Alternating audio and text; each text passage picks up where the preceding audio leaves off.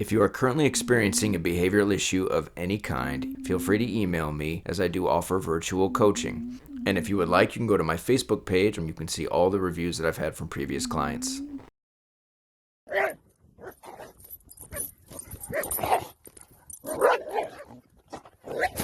My name is Kevin. I've been working with dogs for 16 years. I currently help dog owners resolve behavioral issues that have developed in their dogs. I make the distinction on my channel that dog training is exclusively skill-based, while behavioral issues are largely socially related. So the focus of this channel is canine social dynamics and the relationship dynamic between dog and human. When I engage in resolving behavioral issues in dogs, I do not use treats, I do not use toys, I don't use play. My focus is on what's happening on a social level between dog and dog owner. What you will see over the course of this series is the process that I use in just the 7 hours that Chance spent with me and Grey Goose. And one of the most awesome outcomes of that process was the fact that her car anxiety, which was on clear display at the beginning of the day, was no longer present at the end of the day. So stick around to the end of this series to find out if when Chance went back to the vet's office, if her owner had reported that Chance appeared as if she wanted to kill the vet once again.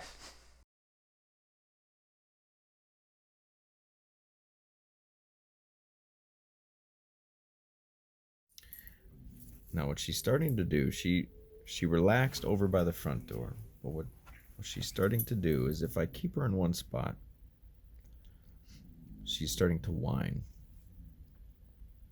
She is having a hard time just staying put, right? And this is something insecure dogs do a lot, where they just can't settle down, sit in one spot and relax. Sit.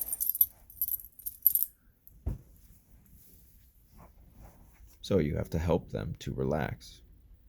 The best way to relax them is you have to force them, no, to be in one spot doing nothing. Or they're not acting on all this anxiety. You're basically saying, no, I need you to relax. If you let them play out their anxiety, it's like this never-ending loop where they get up, they run around, they get up, they run around, they get up, they run. They just can't lay down and relax, right?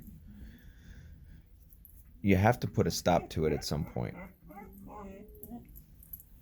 Right, and you see she goes to try to smell the things. I mean, she smelled these bones about 28 times. She smelled those bones about 38 times. She smelled this stuff already, so it's not necessary for me to allow her to go smell these things all over again. They're just expressions of the anxious state of mind she's in. So we have to do things to help her relax. It's not necessary that she do anything. You have to understand that there's a time and place for activity, and when we're in the home, it's time to relax. I don't care what breed it is. I don't care how neurotic the dog is.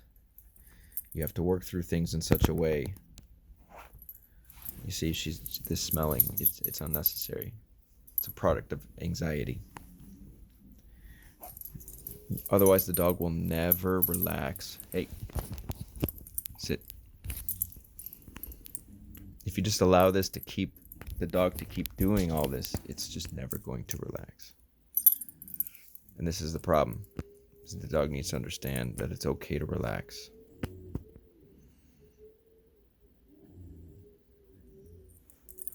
So this is what I mean. Now, if you'd seen my previous video with Ocean the pit bull, I did this same thing where he was whining, anxious, he wanted to keep moving, and I kept him in one spot, and I just had him sit, and every time, and I did the same thing with Chance. Every time she went to get up, I sat her back down. Every time she went to get up, I sat her back down. Every time she went to smell one of the bones again that she's already smelled 58,000 times, pulled her away, sat her back down. And yeah, was she whining? Yes. But you don't pet the dog, you ignore the dog, and you just sit there with him. Just be calm. And this is the result. I've done this with so many dogs, and you see Goose is. We're bringing Chance down to our level, right? She's anxious, she's worked up. I'm keeping her in one spot because I'm forcing her to work through it rather than expressing it. She's got to sit and work through it, which is very mentally taxing.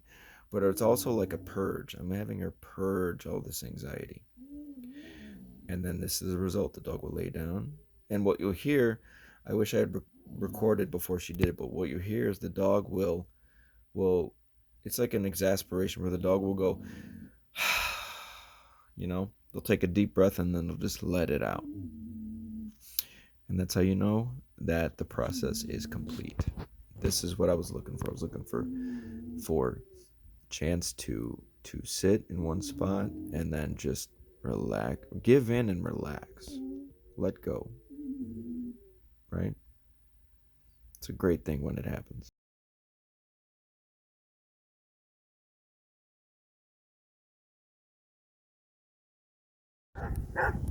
So we have a dog barking, and Chance is doing extremely well.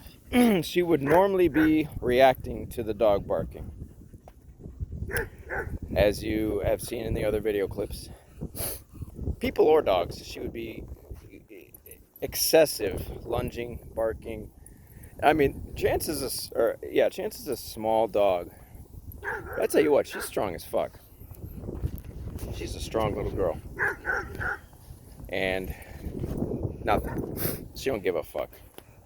I love it. Excellent. Just working with her without the gentle lead. She's doing really well with it.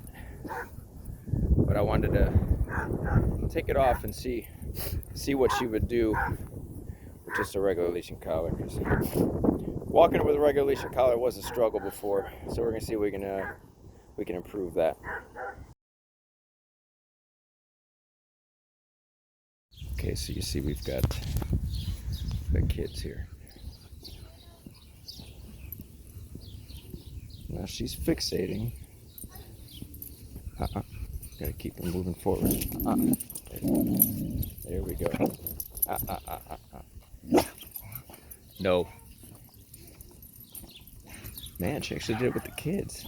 That's the first time she's done that all day. See that kind of yelling? That's the kind of yelling you don't want to do. Okay. All right, very interesting. I've been looking for that all day. It's the first time she's done that. So, I need to keep her focused on moving. She's very persistent, though. I'm surprised she did it with the kids. Didn't even do it with the maintenance man. I had the maintenance man come in. She didn't do it with the maintenance man. So, very interesting.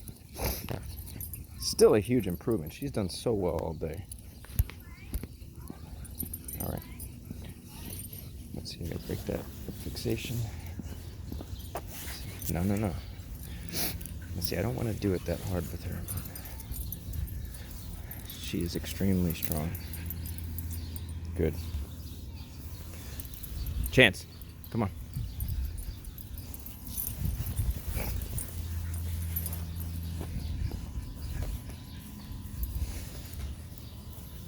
Yeah, see, this is what she normally does.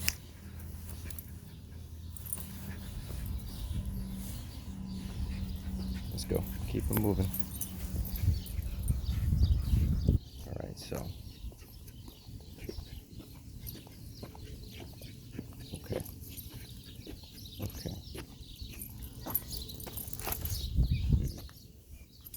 All right.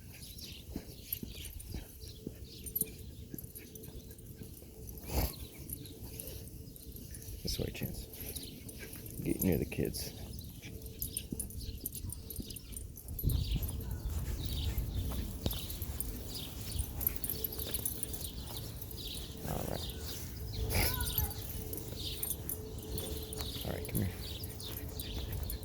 Very good.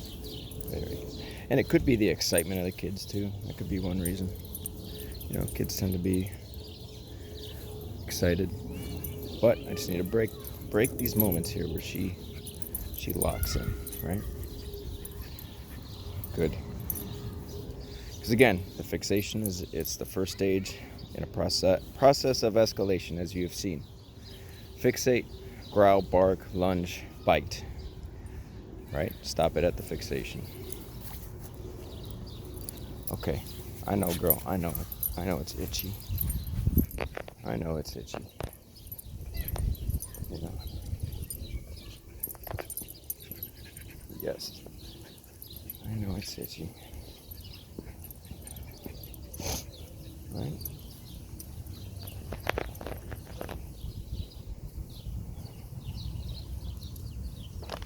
Oop. Okay.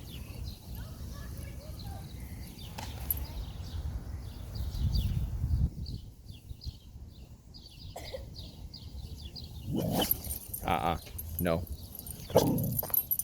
No.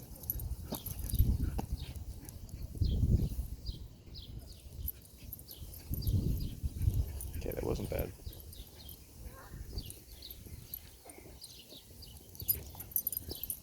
Hey.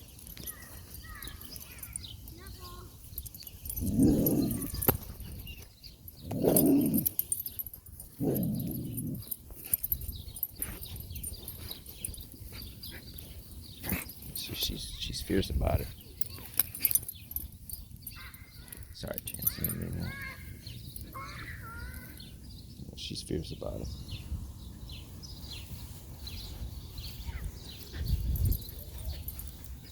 It's a great opportunity, though. See, this is why I like to take the opportunities that the real world presents to work through these things. You know?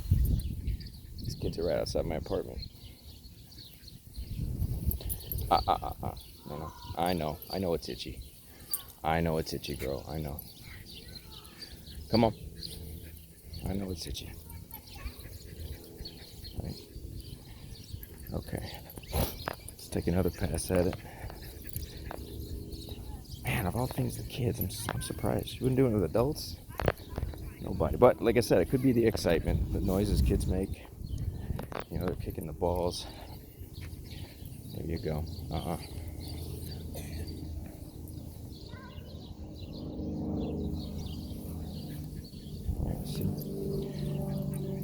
There you go. See that fixation, if you allow that now. You do got to give them a chance, though, to show, right? I let her look because I wanted to see if she would escalate, and she didn't. Okay, there you go. Very good, Chase. I don't know, I've been calling you Chase here and there throughout the day. I don't know why. Chance, I'm sorry. There you go. Excellent. Okay.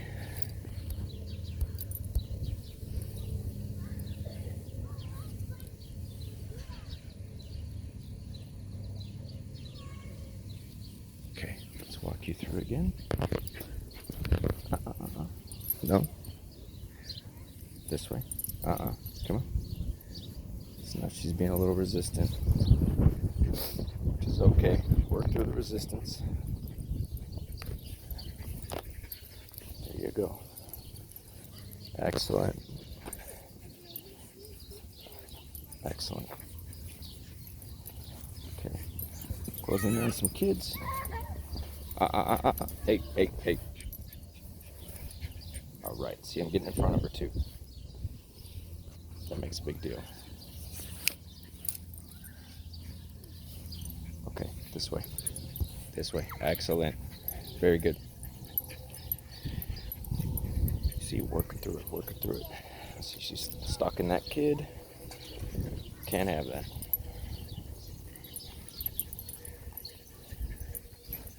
This is the meat and potatoes of working through stuff like this. Right? This is what you got to do. Right? But this is also why I use a general leader or a halty for these sorts of things, to make it very, very easy. Very good, Chance. Excellent. That was much easier that time.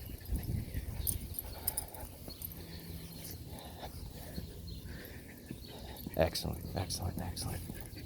Okay, yeah, very good. Let's go again. You are doing so good.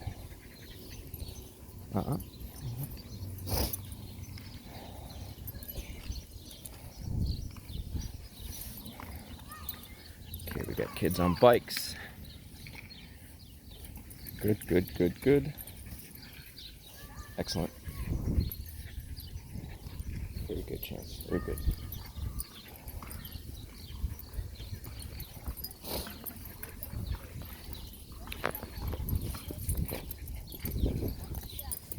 All right, there you go. There you go.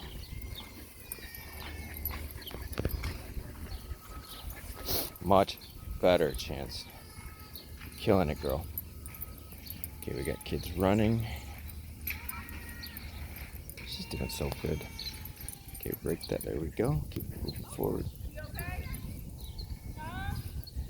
Keep it moving forward. Okay. Okay, it's much easier to redirect her now, which is a sign of progress. Excellent, excellent, excellent, excellent. Yeah, you gotta take opportunities. Well, you have to confront these issues, right? A lot of people want to avoid them. You know, your dog starts reacting to kids. Most people will just, either out of embarrassment or they just don't know how to handle the dog. They'll just keep the dog moving, walk home, call it a day. But I do the opposite. I see the opportunity. I want to bring that state of mind out of the dog, that behavior out of the dog, so I can confront it, so we can work through it. That's how we work through these issues quickly. And of course, we have to know how to work through it. That's how you resolve these issues very, very fast. No, you're good. You're good. Hey, hey, hey. All right. Very good. That kid got very close, but she did great. She did great. Whoop. There you go. Nice job. Okay. Yes, good girl. Good girl. Okay, we got kids on bikes. Kids on bikes. Kids on bikes. Break that fixation. Okay, hopefully it'll come around the other side. Good. There you go. Stay down there. Okay, good. They're coming around the other side. Just want to see what she's going to do. Excellent. See? That was good. That was much, much better. That was more her just showing. I mean, it was still a bit excited, but just acknowledging the existence of something like that moving past. But she wasn't fixating. Was it a little bit more than I'd like? Yeah, but it's also a huge improvement. Also a very huge improvement. You're killing it, girl. I know it's you. We're gonna take it off soon because you're doing so good. Okay, we got kids coming through on bikes again. There we go. Okay, good. Yeah, just lay down. Just lay down. Okay, just give her a little touch. Give her a little touch. Yeah. Okay. Doing great. Doing great. Excellent. Okay. I want to also point out that this is mental work. All right? You want to talk about mental stimulation? This is the mental work that you need to do. This will drain a dog mentally. Fuck exercise. Fuck all that shit. This is what you need to do to drain that mental energy, to reestablish the power dynamics, to reestablish the roles, right? She's taking a very assertive role with these kids. These kids make her uncomfortable, and she's letting them know it. But we can't let her. The only reason she does this is because she believes she has to. And I'm taking control and saying, no, don't worry about these kids, and I don't need you to do that. See, this is a great example of the difference between, say, trying to correct a dog by, I gotta yank the leash or apply a punishment or so on and so forth. No, all you need to do is take control. All you need to do is focus on the dog's state of mind, which the state of mind, right? The fixation is a byproduct of the state of mind, and then it escalates from there. Address the fixation. You don't need the punishment. You don't need the corrections. You don't need all that bullshit, right? It's just a matter of you taking control and getting the dog to understand, because of how you're using the leash, that she does not need to worry about the stuff in the environment. She doesn't need to assert herself over the things in the environment. It's not a concern for her. This way. Come on, Chance, good girl. Right, this is how you work through the insecurity. This is how you help a dog feel secure. Because you're essentially telling her, I got it. You don't need to control these things that make you uncomfortable and that make you feel like you have to manage them. I'm in control. I got it. Just be a dog. Just relax. Follow me. You know, you don't have to worry about nothing. But you have to do it in the right way. You notice that I'm not getting mad at her. I'm not getting frustrated with her. Right?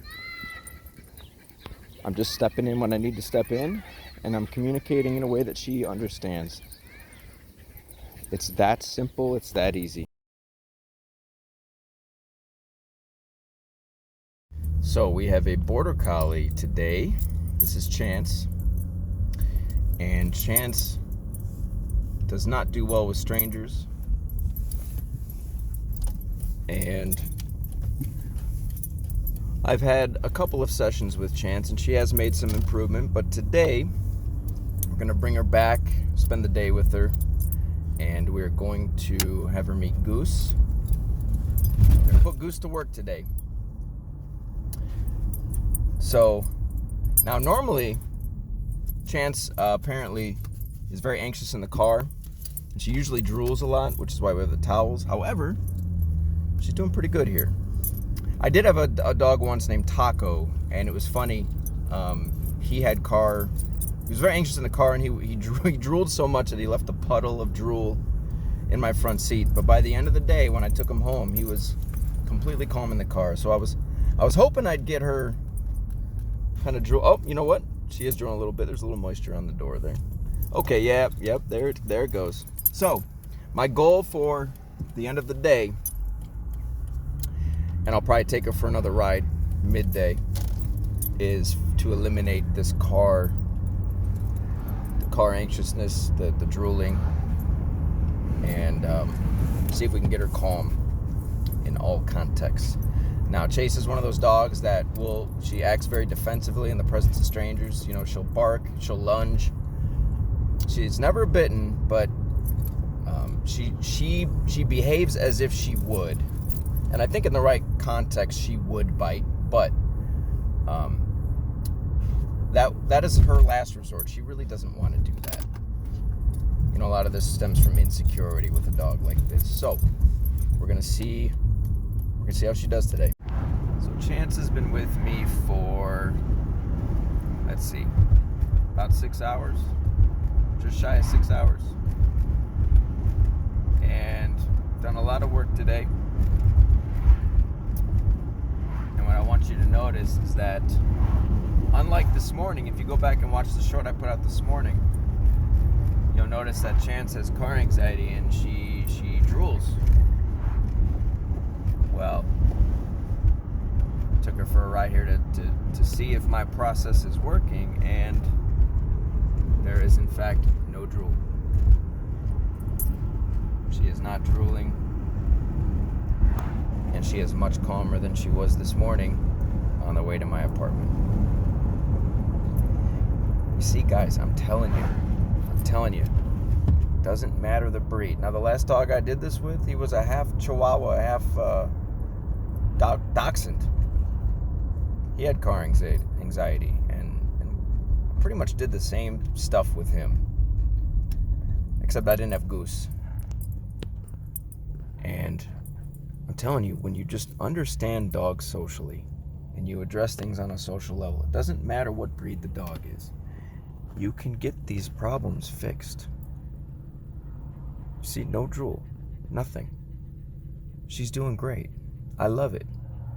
She's crushed it today. she's going to go home a better dog, and I'm going to have a better set of instructions for her owners so that they can address these things at home. Yeah, tell me about it, girl. You're doing great.